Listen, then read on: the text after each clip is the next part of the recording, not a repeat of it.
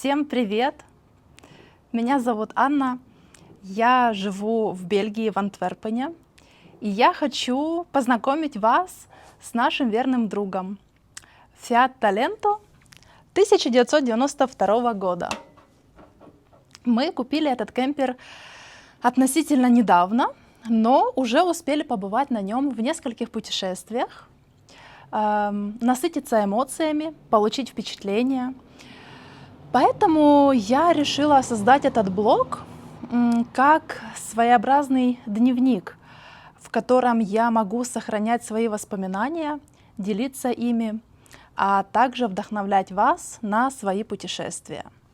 Я буду рассказывать о путешествиях на кемпере, подготовке к этим путешествиям, буду делиться теми неожиданностями, которые будут встречаться у нас на пути, эмоциями, впечатлениями, разными моментами. Поэтому присоединяйтесь. Буду рада общению в комментариях. Также буду рада услышать, на какие темы вы еще хотите поговорить. Может быть, будет интересна частичка нашего быта. У нас есть 2 кошечки, которые верно нас ждут дома после каждого путешествия. Это наши любимые девочки. Я обязательно познакомлю вас с ними попозже.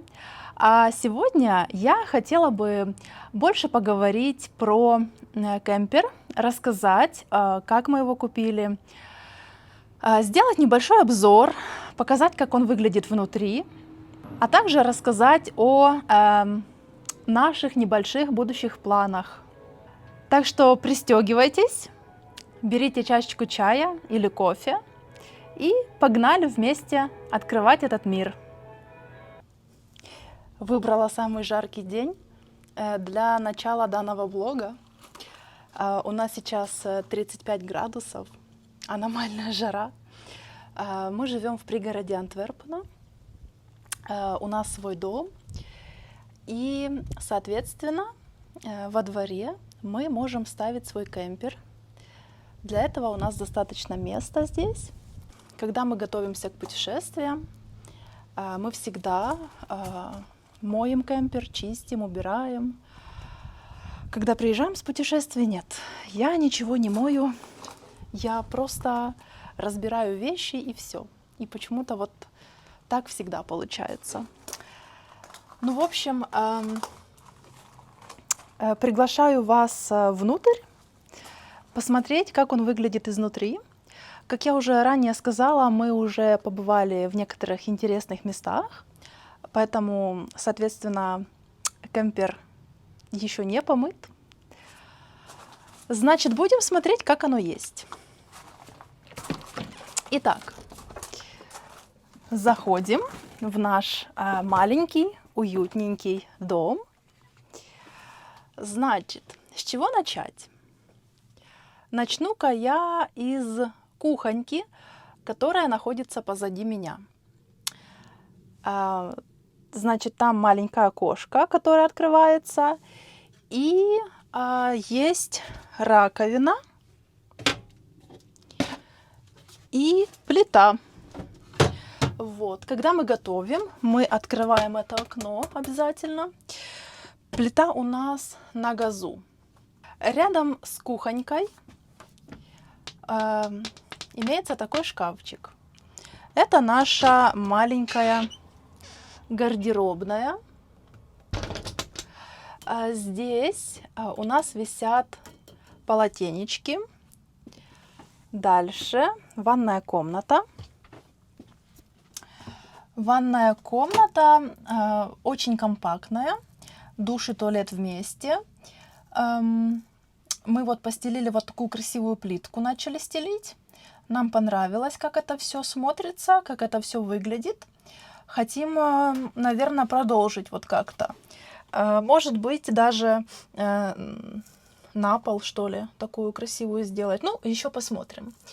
Вентиляция обязательно. И тоже вот имеется несколько вот таких шкафчиков. Дальше мы с вами попадаем в гостиную. Диванчик один угловой и диванчик 2 простой. Сзади меня такой вот маленький столик. Вот он очень легкий, раскладной. Почему такой столик у нас? Здесь столик был вкручен, да, он снимается, одевается этот столик, вот, и он все время как бы стоит в кемпере, да, вот, и все время он находится в кемпере. Мы решили его снять, потому что мы очень редко кушаем в кемпере. Мы находимся в таких красивых местах, что нам проще взять этот маленький столик, разложить его сразу на улице, поставить. Тут же у нас открытая дверь на улицу. Тут же у нас пожарились яйца, сварился кофе. Мы сели на стульчиках за столик и кушаем свой завтрак. Ну, или обед, или ужин. Потому что на кемпере ты доезжаешь в такие красивые места, в такие красивые виды, что не каждый отель может тебе предложить. Понимаете? Вот такой вид не каждый отель имеет. И потом, когда ты находишься в отеле, это все прекрасно. Это просто другой вид путешествий. Когда ты находишься в отеле, ты берешь себе комнату с видом на море, с видом на лес, с видом на горы. Неважно, да? Кому что нравится. И этот вид, что есть тоже прекрасно, что есть тоже хорошо, остается с тобой там на протяжении 7 дней, на протяжении 10 дней. Это великолепно и замечательно. Но суть кемпера, суть путешествий на кемпере именно в том, что у тебя каждый день может быть новый вид. И ты выбираешь вид, который тебе по душе. Ты можешь поехать к морю, ты можешь поехать в горы, ты можешь поехать к озеру, ты можешь просто остановиться в лесу. И второй момент, здесь стола нету, нам очень легко передвигаться по кемперу. То есть из кабинки, да, например, вот, ты просто пошел, делаешь свои дела, готовишь, купаешься, еще что-то. Здесь нет стола, и это дополнительное пространство. Опять же, это все индивидуально. Расскажу дальше о вот таком вот столике. Еще одном. Вот. Вот такой раскладной. Я его использую как дополнительную поверхность для готовки. Еще прелесть этого столика в том, что, например, когда мы не хотим завтракать, а мы хотим просто выпить кофе и понаслаждаться в окошко красивым видом, мы просто варим себе кофе и пьем кофе за этим маленьким столиком и наслаждаемся красивым видом в окошко. Потом его сложили, чашечки я помыла, мы прыгнули в кабину и отправились дальше открывать, узнавать этот прекрасный мир. Дальше у нас есть телевизор. Вот, телевизор. Вот так вот он, когда мы на кровати. Вот кровать большая, двухместная. Все, мы там прекрасно помещаемся. Нам там очень удобно. Вообще проблем нет никаких. Вот этот вот дизайн, понимаете, этого кемпера, это разработка, что кровать вот наверху. Ну, это настолько классно и настолько нам нравится, и именно нам удобно. Ну, мы в восторге. Иногда мы смотрим что-нибудь, не что-нибудь, нет. Мы в кемпере смотрим только Friends. Только сериал «Друзья». Иногда мы смотрим перед сном 1-2 серии, или 1-2 серии, когда мы готовим, или когда у нас был такой тяжелый, длинный день, когда мы долго ехали, и вот хочется вот ничего не поделать, вот мы приехали, мы вот сели, там чайку сделали, что-нибудь перекусили или там чипсики взяли, пару серий Friends посмотрели, и на этом все. Почему? Потому что в путешествии хочется воссоединиться с теми эмоциями, которые тебе дает природа, с теми местами, с той силой, ну, этих мест, которые тебя заряжают, и по минимуму хочется загружать себя и свой мозг, так сказать, какими-то информационными штуками. Так что в путешествиях мы смотрим только Friends, и то не часто. И то, когда мы стоим на стоянке с электричеством. Бывает такое, что красивые места, обычные, да, стоянки, где можно кемперу стоять и ночевать, не имеют подключения к электричеству. Это вообще не страшно. Это вообще классно и своего рода такой отдых вот и душой, и телом, и ну вот нету электричества и нету. Село солнышко, потемнело, ну и все, идем спать. На случай, когда у нас нет электричества, у меня имеются вот такие лампочки на батарейках.